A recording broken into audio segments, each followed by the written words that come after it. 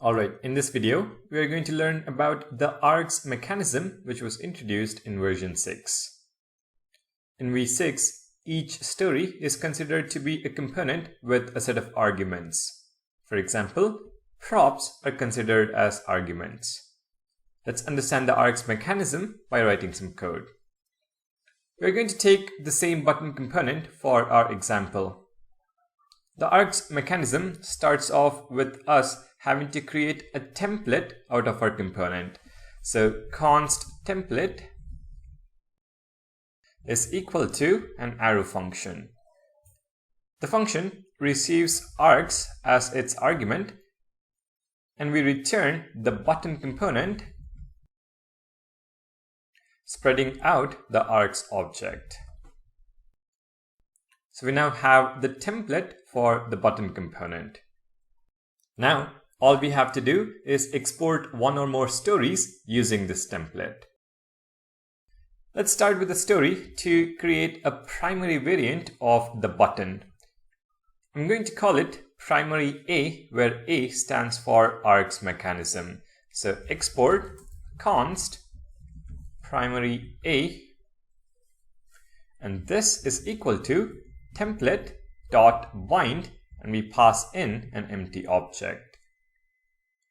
Now, all we have to do is specify the args object on this constant. An args object is simply the props that we want to pass in. So primary A dot args is equal to an object, and we specify the props as key value pairs. So we have variant, which is equal to primary, and children is equal to primary args. Similar to the first story we have over here. Now, if we had to create a story for the second variant, we can write export const secondary A is equal to template.bind, and then secondary A dot args is going to be equal to an object where the variant is secondary, and children is going to be equal to secondary args. If you now save the file and take a look at the browser, we still have both the stories working as expected. Now you might ask, why do we have to write stories with args?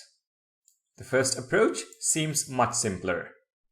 Well, the first point is that the args approach seems more appropriate to what we are writing. We are creating stories which represent the different states of a given component.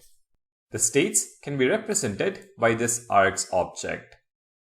The other point is that this approach actually reduces the unique code that you write.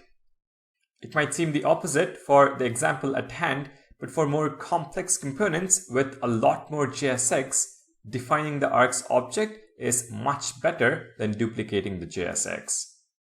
Also, it is possible to reuse args from another story. So I can write export const long primary A is equal to template.bind, and then long primary A dot args is going to be equal to an object where we first spread primary A dot args and then change the children prop. And this is going to be long primary args. If we now take a look at the storybook, we have the primary button with a different children prop. So in this way, you can extend the props from other stories.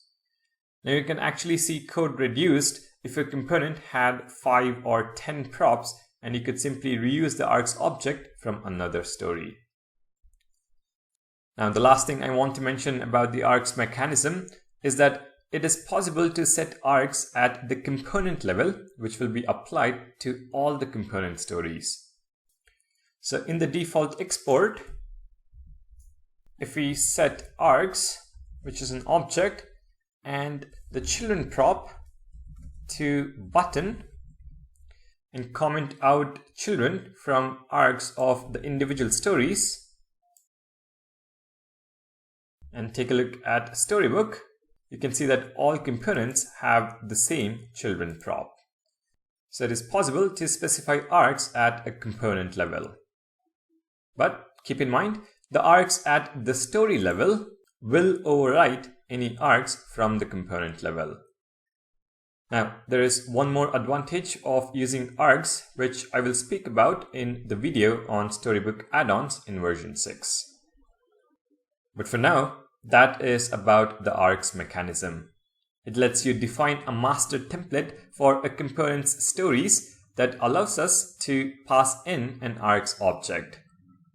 This mechanism helps you reduce the unique code you'll need to write and maintain for each story. Now, the next two videos in the playlist are going to be about a feature called decorators in Storybook and how to provide a theme decorator for your Storybook. Although both the videos are from version 5.3, please watch them as I explain why there is a need for decorators and how to decorate your stories with a theme provider. Once you watch that, I will then take you to a video on how to do the same but with version 6. Like I mentioned, I want you to have the background on decorators first, for which I recommend you continue watching the playlist in the same order. I'll see you guys in the next video.